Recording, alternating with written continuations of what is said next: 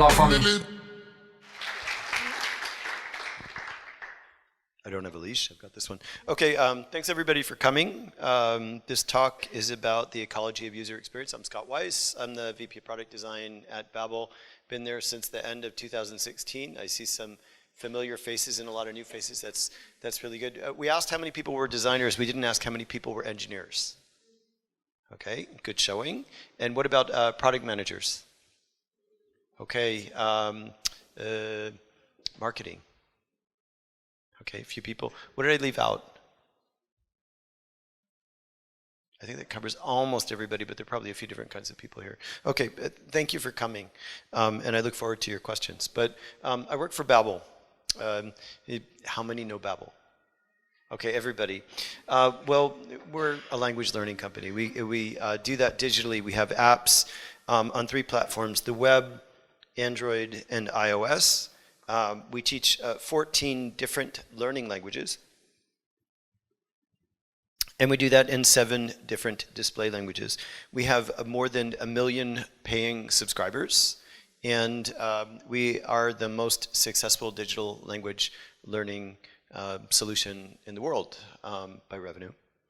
And we're very proud to do that because our, let's see, click. Oh, I have to aim that way. Our mission is everyone learning languages, but that is not a sentence. That is 3 very specific topics. That's everyone. That's the people here in this room, that's young people, old people, people of different cultures, different walks of life, and different backgrounds. And learning, that is what we do. We are a learning company. We learn inside and out. We learn from each other. We learn from our users. We learn from reading. We learn from watching television. And we're all about languages. We're not going to be teaching math, and we're not going to be teaching science. It's all about language, human language. Okay. And we are for everyone. We are not a niche product. We're not for elites. We're not for rich people. We're not for poor people. We are for everyone. Okay. And we learn together. We learn a lot in the office through different means. And we actually have 2 offices. We have one here in Berlin, and we have one in New York. We're pushing 500 people worldwide now. We're very proud of that. Our international language is English, but you hear spoken language in many different ones. In the lift, there were 4 the other day, 4 different conversations. It was a bit close that day. But we make mistakes, and we learn from those mistakes. And we're encouraged not just to make those mistakes, but to present them to the company so that we can learn from them. And I'm going to show you something that I learned early on in my Babbel career in just a moment. Maybe I should. Okay, so this slide, I love this slide. Dogs and cats speaking, but learning across differences, because language enables us to span cultural differences, age differences, because using the language that somebody else speaks, it meets them in a wonderful way that you can't by having them speak your language. Making it more personal. I live here in Germany and I'm learning German, but English is obviously easier because it's my mother tongue. How many of you have German as your mother tongue? Okay, that's about half the room. And that's unusual in the startup community, and that's wonderful. But the rest of us, we've had to learn German. And it's a really challenging language. And one thing I learned recently, we did a work offsite. We spent a whole day learning about what was happening in the business and figuring out what we're going to do for the next quarter. And at the very, very end of the day, the bottles of wine came out, we finished dinner, and the conversation slipped into German. And my German's not so good, but mein Holland ist besser than mein Sprachen. So I could understand what was going on a little bit, but not fully. But I noticed how people started to relax and smile and laugh. And that didn't happen when they were speaking in English as much. And that was because of their comfort levels. So it's very valuable to see things differently by meeting them halfway in their own language. And that's what Babbel is all about, to help people do that learning independently at any time of day or night in a lot of different settings. And here's how we do it. I'm going to switch for a minute and talk a little bit about something completely different. You wondered, why am I calling this talk the ecology of user experience? Well, what is ecology? Ecology is about small things, small events that can have very, very big impacts. And the case study that I'm going to talk about is Yellowstone National Park in the United States, and that's in Wyoming on the West Coast. That's that yellow dot over there. It's a really, really beautiful place, especially today. In the late 20s and into 1930, there were wolves in the park. Wolves are predators, they're a nuisance. People camping don't really want wolves wandering around. They could get bitten, they could get hurt, and they're carnivores. So the wolves were eradicated from Yellowstone, which seemed like a good idea at the time. Preservationists were a little concerned, but let's try it, let's see what happens. Well, when the wolves were gone, things started to change in Yellowstone. And the first thing that happened is that the elk gathered in the valleys. That doesn't seem like a big deal. They're vegetarian, they don't eat meat, they don't kill creatures. But what's the problem with them gathering? The wolves caused them to scatter on a seasonal basis. They of course ate some of them, but more often than not, they just kept them moving. When the elk were moving, they were eating all over the park instead of just in one place. And when they gathered in the valleys, it was easier for them. They didn't have to climb. There was a lot of food source available. They ate all the grass, but then they started eating the young shoots on the trees. And that caused other problems.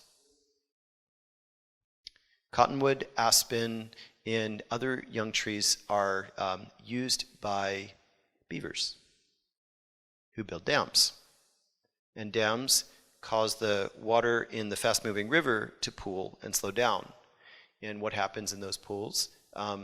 Fish gather, and ducks gather, and the ducks left because it's a rapidly moving river, they moved on. But then when the ducks were gone and the river was moving fast, the fish were also gone. And so the birds that were feeding off the fish were gone, and when the young shoots of the trees were gone, then the birds were gone, and these rodents were gone also because when the wolves were gone, who were the natural predators of the coyotes were eating the rodents, the bunnies and the mice. And when they were gone, just so many things happened, and then the river was moving faster, the banks were eroding, and this beautiful forest was turning into a desert.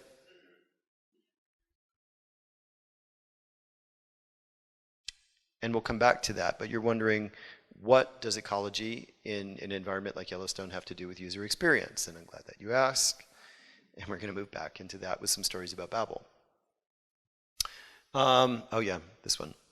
Okay, this is a sad story. The next one's a happy story. So the sad story is we had a feature in a reviewing mechanism for vocabulary that enabled users to add their own words. It's a great feature. If you're trying to learn a language, you want to add words that you pick up in day-to-day life. The challenge is Babbel's in its 11th year. Software product's been around for about 7 years, and the code is getting older and needs to be rewritten. We call it refactoring. Many of you have probably heard of it and are probably involved in it and understand it. Well, when we were refactoring the reviewing mechanism, we wanted to get it done quicker, and we looked at the analytics for the own words feature, and we realized only a few thousand people were using it. Now, if you remember from the beginning of the presentation, we have over 1 million paying subscribers, so a few thousand is noise level. Well, the odd thing about those few thousand people is that those few thousand people were people who had been using Babbel for a very long time. They were loyalists, they were our brand ambassadors. And what happened at first is they called and complained to customer service, but they were loud and they have a bigger impact than just customer service, so it affected us, and we really feel that we lost new users because our brand ambassadors stopped telling people how wonderful Babbel was. Adding that feature back is proving to be very challenging because we've got to rewrite the reviewing mechanism and then add back this other feature. So it's a lesson we learn in a rather painful way. It's very important to think of all of our users, and just because it's a small number of users, those users might have a more influential impact. Remember, small things, big impact. Same thing happened in the opposite direction when we removed PayPal as a payment mechanism. So very few people were using PayPal, and when we did the analysis, we realized it was mostly sleepers. Now what sleepers are people who've signed up to use Babbel, but who've lapsed, who haven't really used it, but their subscription is still active. Well, in this case, we figured, okay, we can just remove PayPal, nobody will mind. Well, customer service got a bunch of calls from people who said, well, wait a minute, I've just got an email that you took away my Babbel, why did you do that? And the answer was, well, you haven't been using it, and we've removed the payment method. And they were really angry because they wanted the opportunity to learn with Babbel. And so we re-energized them, moved them to other payment mechanisms, and that turned out to be a happy story. In the future, it's probably a better idea to write to them and ask them before we remove such a thing. But we learned that one in a good way. We learn from 3 different groups of people. We learn from people who pay for Babbel. Those are our customers. We learn from people who have already started learning with Babbel but who haven't converted to paid, and those are our prospects, otherwise known as leads. And we do a lot of research where they're not customers and they're not leads, but they model those customers or leads, and we call those proxies. So that's how we work from personas, and we get the demographics of age and educational background, where people live, what type of devices they use. And so we recruit those proxies to bring in for different types of research or work with them remotely. And the types of ways that we learn, when we're working with customers, we've got the customer service channels, both spoken and email, and the analytics of how they use the frequently asked questions and things like that. And we obviously have the App Store reviews, which are positive and negative, and we can learn a great deal from that in automated and manual ways. From prospects, obviously we've got customer service as well because they are using the product, but the proxies, we can only use things like surveys. And this is not an exhaustive set of research, but just to give you an indication of ways that we might learn from these 3 groups. And we do a lot of user research. This is an example of user research. It's a really nice visual example that we set up. And it's traditional user testing where the participant is seated slightly in front of the moderator with a camera attached to the device, which changes the mass distribution a little bit. And the moderator gets to see what's happening on the bigger screen. There's a camera also trained on the participant's face so that we can record that. But we don't really do this in this way very much any longer. Mostly we're using Validately and doing remote research. We created a research division in our New York office because we're trying to expand our United States presence and our successes there in a large way. And so we started a team there, but people who live in New York City aren't necessarily entirely representative of all of the people in the US, just like people who live in Berlin aren't necessarily representative of all of the people who live in Germany. So we do a lot of research right now we're using Validately, we've used other tools, but that enables people to use the software or the prototype in a comfortable environment, in a natural context for themselves. Of course, they're using a prototype or software that we've asked them to use, and we're compensating them for it in a lot of cases. But they get to do that at home, using their own device without an additional camera attached. But that's user testing. Slow, expensive, extremely worth it. Okay, here's an example of how we used survey data, preference data, about an old design and a new design and the pain that went along with that process.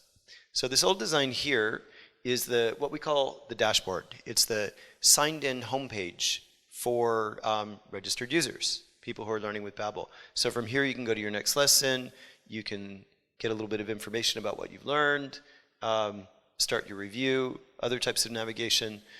Very functional design.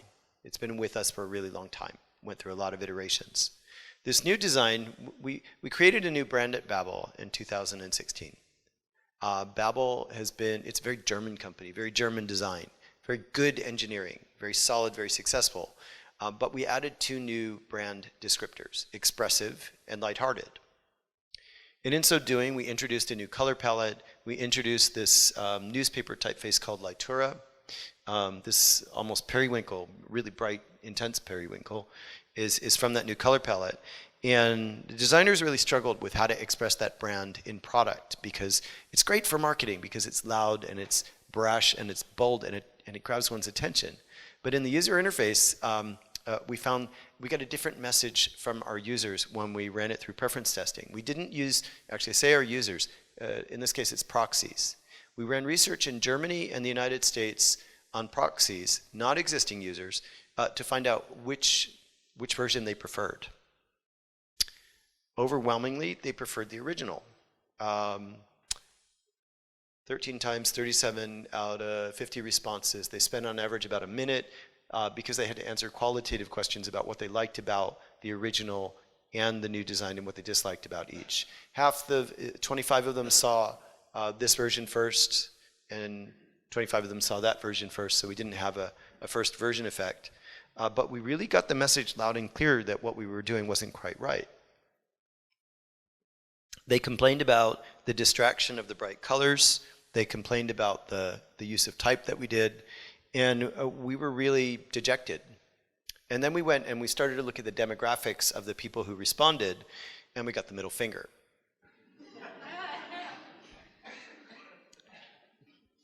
It was a great thing to happen late at night on the first try, but this sequence, which I have to go through the rest of it and then tell you when it happened in my career at Babbel, because that's relevant. So we tried it again and we failed again. This time we got rid of the intense color. We even deviated from our own branding just to try to see, well, what can we do to make people like this better?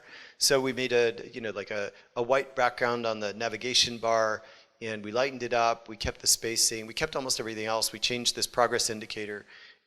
We used our new bright orange, and they hated it. They really, really hated it. So we tried it again, and we failed again. And we tried it again. This is blur. It's called blur because we took the picture when we blurred it behind. We really loved that one.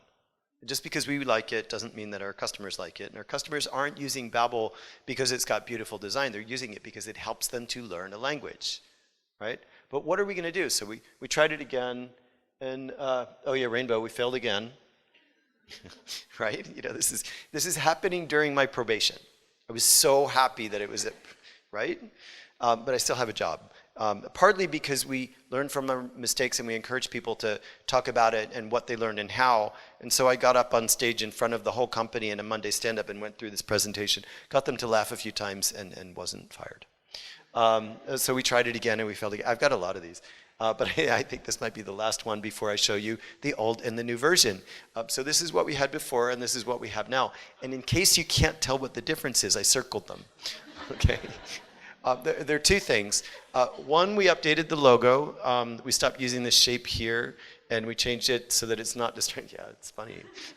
It's kind of embarrassing to be standing up in front of the whole company and saying, yeah, this is your new version, and I can't tell the difference either. But we also, you can't see it because it's so small, but the flag here is square, and we changed it to a circle because the designer wanted it to. Why not, right? Okay. So we've gone further. You can't apply brand. So the lesson here is, if it's good, if it's not broken, don't fix it. Okay, great. Yeah, but we're designers. We want to fix it. But also, you can't take brand and apply it like lipstick. A really good brand has to come from within. The design has to be brought up with the brand in mind all the way through. So we redesigned the dashboard. This is the shipping dashboard here on the right. It's not super colorful. It does have the new design. This is the old one from January of 2017. This happened somewhere mid-year. But the changes here, what did we do? We moved this progress indicator over to the right. We focused on the next lesson. This is your progress in the sequence. And we brought out these call-out cards for your vocabulary and your daily challenge, and then brought more contextual information. We offered cross-sell and upsell within the product, and it gives us an opportunity to tell people about new services that we're creating for them. And this is taking the brand and thinking it through, and that was much more successful. We've got new things coming. But let me tell you a different story. So that was about using surveys, quantitative, but in small numbers. This is Quantitative Analytics. We've got an innovation project, a beta that went out, and the call to action to get people to try the beta was an email sequence. And so we sent more email to boomers than millennials. So we delivered 43,000 emails to boomers, and we delivered about 20,000 to millennials. We didn't have as many millennials to email. But we really wanted to target millennials, and then we wanted to see what the difference was in performance and survey response between the two groups. But when you look at the opens, boomers are much more likely, 20% to open email than millennials at 16%. But then the click-through, I mean, this is really appalling, right? But the click-through, and which means that they read it, but also they were interested in doing something that they found in email. We got almost 8% of the boomers, but only 3% of the millennials. Okay, lesson learned, try a different channel. What do millennials use? They use social. So we're doing that now, we're having much better success. Okay, but then we went deeper. Click, click, click. Try it again. Got it. Okay. Now this slide, I just remade it because it was a little confusing for me, and we'll find the tricky part in a minute. But it's green, yellow, blue. What's going on here? We got boomers and millennials. These are all subscribers. These are people who are already paying for Babbel. So we asked them some questions. It's in Spanish. It's a sequence of educational material. So we asked a lot of questions. There were 800 data points from the boomers, because remember, we had more of those than millennials. But out of those, the green ones are correct. The blue ones are what we asked. And we found that the millennials performed better than the boomers, because you look at the ratio of green to blue. It's closer here and farther apart there. But anybody who's really quick has spotted something really bizarre in this chart. Any hands? We're not going to run around with a microphone. I'm just wondering if anybody sees something really strange here. Questions asked, questions answered, and which ones are correct? Okay, does anybody see anything strange? A couple of hands. Why is the yellow line bigger than the blue line? Why is the number of questions answered bigger than the ones asked? So I went back and I found the data scientist and the product manager, and they reminded me of what happened in beta 1. So what we did was we asked the question, and if they got it wrong, we put them through an educational sequence and then brought them back to the question that they could answer a second time. So people answered the question more times than it was asked. So it is actually accurate. But we found that millennials perform better than boomers. You can draw that conclusion and do that correlation in your own mind. But then we went further and we looked at who got it right between subscribers and leads. And we found, you see the ratio is closer here to here. We actually found that subscribers did better than leads, which means that Babbel works. Learning with Babbel works. Great. Makes me happy. I can go home now. Okay, so we're going to go back to the forest. We're back. 14 wolves were introduced, I think it was 1995. That's 65 years after, almost 70 years, because it started in the 20s, after they were removed. And things started to change pretty quickly. First, so wait, did I get this wrong? Yeah, I totally got that wrong. Yeah, slides are out of order. The elk scattered. Because remember I said before that the wolves got them to scatter, and when the wolves weren't there, they gathered in the valleys and just ate everything up. Well, when the wolves were back, they scattered, and then the aspen and the cottonwood, they started to grow again, and the shoots were then, here I'm going to go backwards and forwards.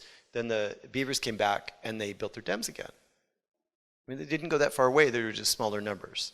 So they built the dams again, and then we're going to go back through the elk. Yep. And then those triggers caused events. So the fish came back because they caught up in the pools, and then the ducks came back, and then the birds came back. And because the wolves were there, who were the natural predators of the coyotes scattered, and then the bunnies and the mice came back. And then the birds of prey came back. And things started to return to normal. The river changed its course, and then, and I'm not done yet, there's another chapter here, but everything started to improve, and the forest came back. And it is back to where it was back in the early 1900s. Okay, so it's not just about crisis prevention. There are things that you can do in a positive way to result in really good outcomes. You don't have to wait for things to go wrong. And you can do things that change your outcome. Okay, so skip that. Dear Babbel. Okay, so head of customer service came to me first quarter of 2017 and said, hey, we're getting a lot of phone calls on our Android product, and we want to reduce that, and we don't have the frequently asked questions in there. And I'm like, why don't we have the frequently asked questions in there? And he says, I don't know why we don't have the frequently asked questions in there. So I went and I asked product manager, who said, well, we've got other things that are more important that we can add that will bring more benefit to our users. And I said, like what? And product manager went through what those things were, and I was like, yeah, I kind of agree. But the guy from customer service said we should add the frequently asked questions back. And we went back and forth and back and forth and back and forth. And I said, you know, why don't we give them the benefit of the doubt and try it? So we did that. So we put the FAQ in the Babbel app. We started with Android. So, and you know what FAQs do? It gives people the opportunity to find answers for themselves. It gives them full transparency. They can find the answer immediately. Night or day, they don't have to write an email. They don't have to pick up the phone and make a phone call. But then we looked at the data, and the data was really interesting. Of course, it's going to look like this, right? It's in a presentation. But the day after we launched the frequently asked questions, the number of tickets dropped precipitously. 10,000 fewer requests that month. But then you look over here and you look at how many. Of course, we're going to go from 0 to 80,000 in a month, and it went up really fast. They noticed it. We didn't like do a big onboarding campaign to say, hey, look, you can answer your own questions. But you see the spikes here. You can see it's probably, it's either going up or going down on the weekends, because that's a weekly cycle. But 80,000 requests, a ratio of 8 to 1, which means either they're learning a lot more than they expected to, or it takes them a lot longer to find their answer, but they're not calling. So same number of customer service people serving a much larger subscription base. So that was a nice outcome. Okay, so backdrop. We learn from customers, prospects, and proxies. We use qualitative and quantitative research. We do one-on-one interviews. We do it a lot remotely. And we also do surveys, and we look at the analytics. There are a lot of ways that we do this research to learn from our users. And did I get it? I got it. So we also went through a few case studies today. We looked at a negative case study where we took a feature away and it upset our brand ambassadors. We looked at a positive case study where we took away a payment method and we were able to put it back because our sleepers said, actually, we want to use the product. Don't take it away from us. Let us make that choice. Okay, that was a nice outcome. And then we also learned that you can make positive changes when there isn't something wrong. Like we added the FAQ in, and that resulted in same number of customer service people being able to serve more customers. And I talked about a couple of other things. And the next time I give this talk, I'm going to talk about the beta sequence that we're doing with this new innovation project. And I'll give you a couple of new chapters. But I really want to thank you for your patience today and give you a chance to ask some questions.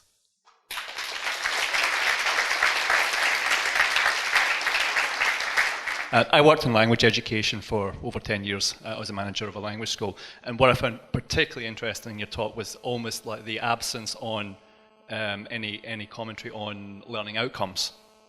So, as like the VP of product, could you tell us about that? So learning outcomes. Well, there are a lot of different ways we can establish learning outcomes. One is testing, which is time consuming, and it's difficult to get people to take those tests, but we do that. Actually, there was something in there on learning outcome because we did those questions and we looked at the subscribers versus the leads, and we saw that the subscribers actually answered the questions better. We weren't really trying for outcomes there, but we did it. What we're doing with outcomes now is we're creating the beta product that we're working on is about the mantra that we've got is to never be too easy nor too hard. And the next time I give a talk, that isn't this one, will be about how we're doing that and what we're learning from it. But learned success is super, super, super important to us, but it's actually hard to acquire. It's really challenging because of the time required to do it. We've added a placement test that's shipping in Babbel today to help people get to the right level of difficulty in the existing product. But we're trying to do that on a more constant basis with something new. Okay? I hope I answered that for you. Another question right next door. Hi, I have a question. This Babbel, I mean, it kind of goes to the business model of Babbel. Do you guys feel threatened in any way by real-time translation through Google Translate, the Pixel Buds, or anything like that? So everybody here who's learning German is using translation tools and is probably hoping for real-time translation, but we all know that learning the language is much more powerful. We're not threatened by that at all. If it helps people learn a language, that's great. But language learning is more than just translation. There's cultural relevance. There is, and it's not just repetition. There's so many different methods, and the didactics team would be able to tuck your ear off for hours about all the differences between translation and acquiring a second language in a concerted and effortful way. But no, we don't feel threatened by that. If it can help, that's fantastic. Okay. Oh, one thing I should mention, I don't want to forget, we're hiring. So if you'd like to be part of the digital language learning revolution, we've got senior designer positions in Berlin and many other positions at jobs.babbel.com. But I hope I answered that question. Yeah, sure. Have you guys experimented with any conversational bots or anything to improve the whole learning experience? For a while, we had an experiment running, which we called the Babbel bot. And there's another story in the Babbel bot, which again, I got to do another talk that incorporates the innovation project and the Babbel bot story. But the Babbel bot was our foray. We started it in Facebook, then we brought it into the product. We learned a lot of things, and we learned how hard it is to do properly, so we're taking a pause on it. and we may bring it back. But I think it's a really good way for people to practice their writing ability, and if we were doing voice input, which is also possible, to get them to practice their speaking ability. These are things that we really want to expand. Right up front. Oh, sorry. There's one at the back, and then I'll come back to the front. Back first. Front people, get ready. Okay? Hi.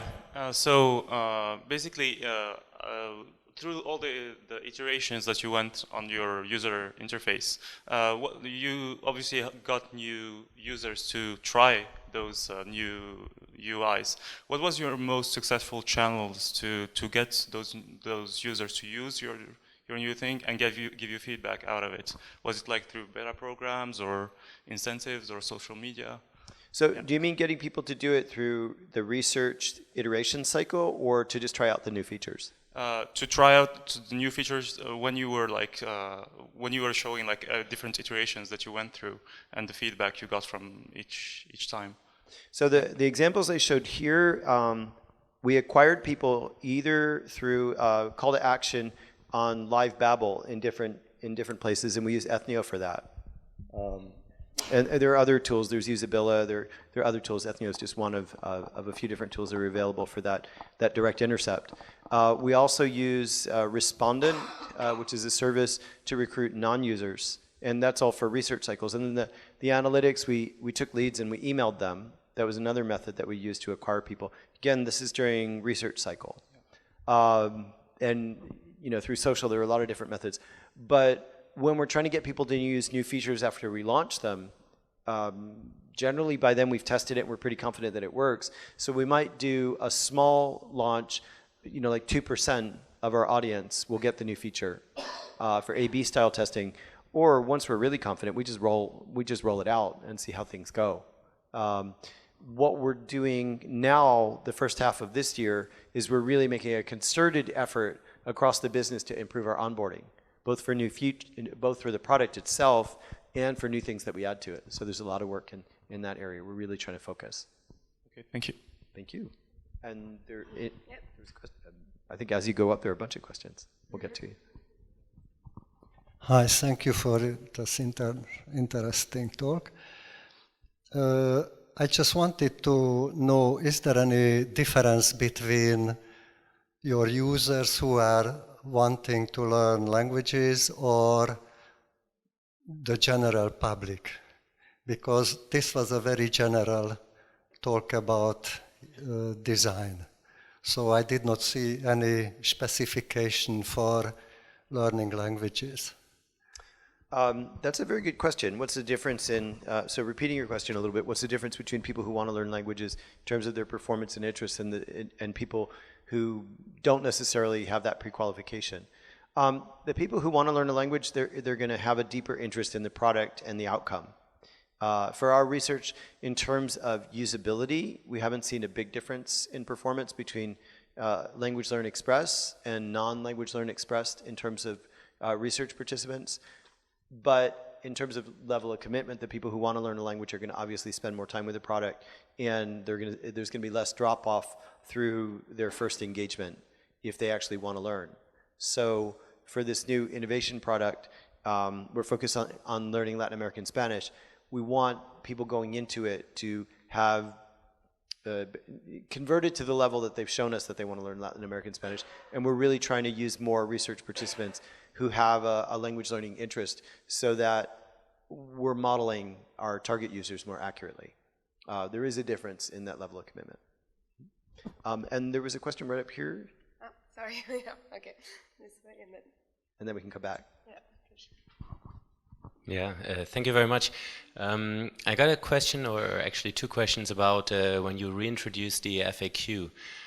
You said you talked to the product manager about that idea to reintroduce it, and they had some other features which they rated higher in value.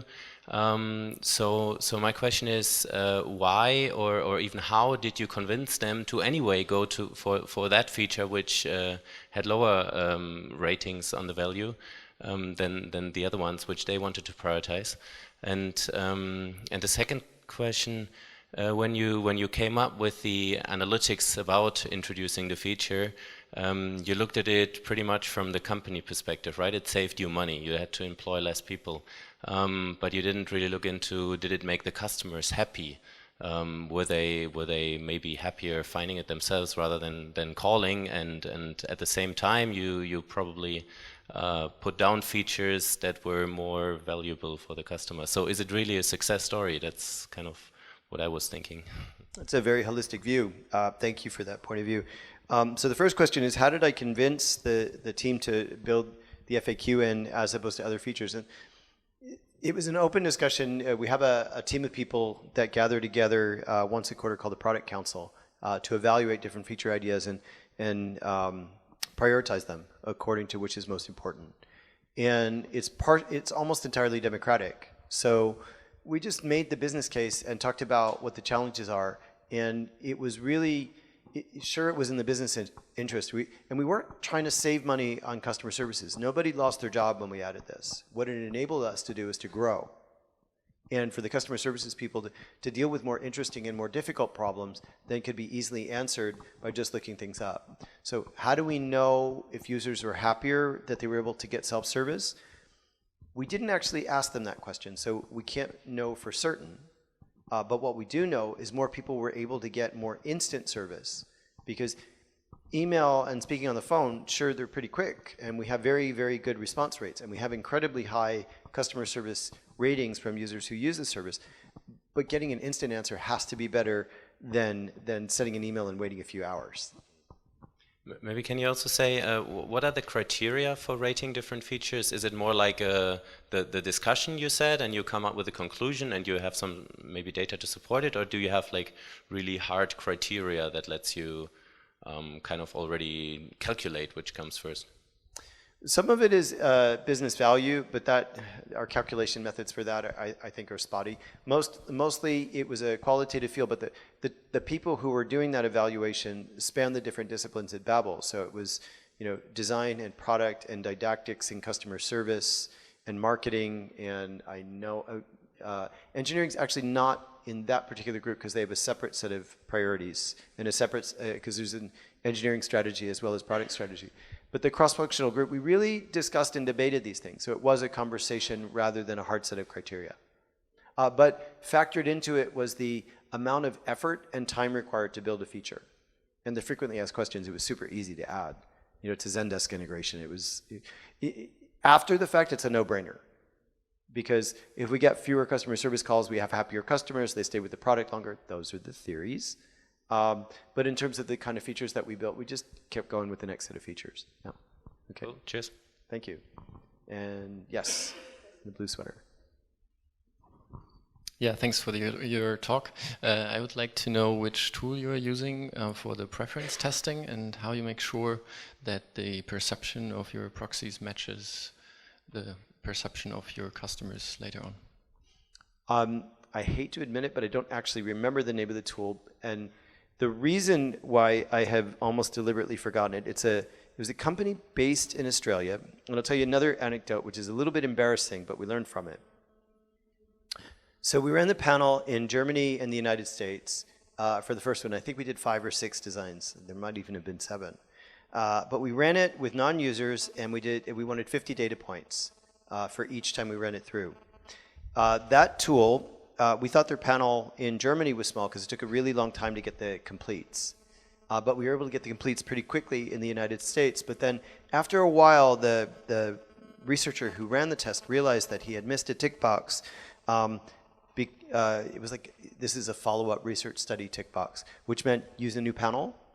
Don't use the same panelists again and again. So we were actually we ran all 7 with the same people. So then we had to rerun it and spend another $1,000 because it was priced in dollars even though it was an Australian company.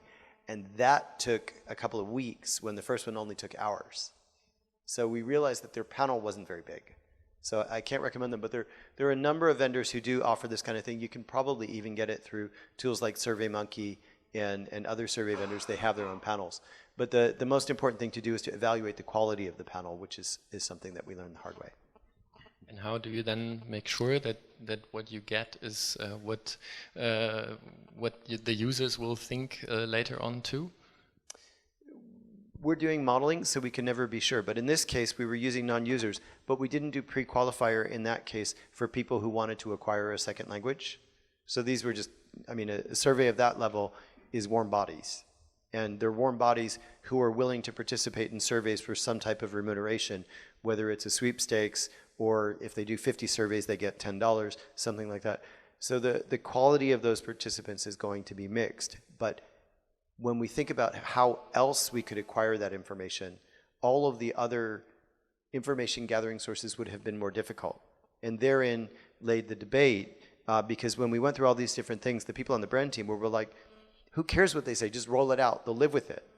And I really stuck to my guns, and I'm really proud of the fact that I did that, because what we released is something that we're really confident will deliver value, rather than just applying the brand like lipstick. Thank you. Thank you. Hi, thank you for the presentation. Thank you. How do you avoid your users who test? How do you avoid them getting stuck on what you designed as just the first version of what you did? I'm picturing Coca-Cola now, after all these years, changing their font for their logo. It could make things really, like, it's a different experience. So the brand is there with them. So for a startup, how do you make sure that what you just designed for a start doesn't stick and you cannot change it? Does that not give you a kind of phobia to want to make it too perfect at the start, which you don't really have resources for? That's one question. The second question is, can you say that millennials across many countries have more in common than boomers across different countries? I'm going to answer your second question first, because the answer is no, I can't say that, because I don't have the data or the knowledge to make that generalization across age groups in different cultures. I'm sure there are people who are better qualified than me who might be able to answer that question. Your first question was what a big chunk of this talk was really about. How do we avoid getting stuck with a design because our users love it? That's why we studied that design with non-users of the product, because there were a lot more people who haven't used Babbel than people who had. Why did we not change it to those new designs? It was because people who weren't familiar with the product preferred the old design. Now, a brand like Coca-Cola, it's almost impossible in this world today, being the world's most recognized brand, to find people who don't know the brand. So if there's a change to it, people are going to know about that change, and they're going to, a lot of people are going to be pretty attached to the old version. So it's pretty hard for them to evolve, but they've done it anyway. If you look at Coca-Cola's branding from 50 and 60 years ago, it is a bit different from what we have today. And it's different regionally as well. We have to keep the product modern and fresh. We can't be stuck with the original, even if users prefer it, because after a while it is going to start looking old, and it's going to aggravate people. So we designers never get stuck with the old design. We always want to make changes. Final question. How do you define personas for something as complex as, I mean, you could assume everyone wants to learn a language. How do you decide to move ahead with some features of the product or the UI based on personas for something like Babbel? So 2 points. One, not everyone wants to learn a language. And a fact in point, how many people come to Berlin and don't even bother learning German? I mean, we have to learn some. There are a lot of people who just don't want to, or they have difficulty doing it. It's really hard. Not everybody wants to learn a language, so we don't make that assumption. We have to find ways to make learning a language enjoyable and fun, even though it's still hard. And the second point, I just have mostly lost the point because I really got stuck on that one. So could you refresh me? I'm sorry. How do you define your strategy to focus on maybe how your website looks or how the app functions, when you know that your personas are boomers and millennials, and for yes, something like So, sorry, thank you for reminding me. The way we arrived at our personas is based on a customer decision journey research that we did that was quantitative throughout most of the world. We ran a quantitative and qualitative study to understand the traits and interests and desires in the customer decision journey of learning a language with Babbel and competitor products. And that went back and we did segmentation. The personas we totally edited the personas to reflect the data from that study. Different personas are for different regions and for different reasons. Now, the thing is, Babbel, remember I said Babbel is a product for everyone. But when designing, it helps us to do that segmentation to target specific archetypal users. That's what personas are. So it helps us as designers to think of our users as individuals. But we've come up with a diverse set of personas that don't map to everyone, but they map to a pretty wide-ranging audience of people with very different interests and needs, ages, and backgrounds. Hi, thanks for the talk. Learning a language is something that takes a lot of time. So users stick, hopefully, with Babbel for a longer period of time. So you have to follow, they change their behaviors, hopefully. How do you structure research and design to make sure that you capture that long-term perspective? So that's where analytics really comes in. For qualitative, we can't keep people with the product for a very long time, but there's some actual software as a service solutions for diary studies, which you can get for multiple days. But if you want to deal with months or years of service, then looking at analytics based on user data, which also, have people heard GDPR? I see a few hands. GDPR is our near future. It's, what is it, the General Data Protection Requirements. I don't know what it exactly stands for, but that's the general idea. But when we're looking at long-term analytical data, we have to make sure we have their permission to do so and not to use it in an inappropriate way. But that's the best way to look at long-term behavior. We're most interested in their first days of use. If people use Babbel for a few days, they're going to stick with the product for a really long time. So we really want to make sure that that first week of use is incredibly enjoyable and sticky. Okay, I think that was the last question, but I'm not leaving, so you can come up to me during this break. Yep. And thanks, everybody. That's the idea. Thanks a lot.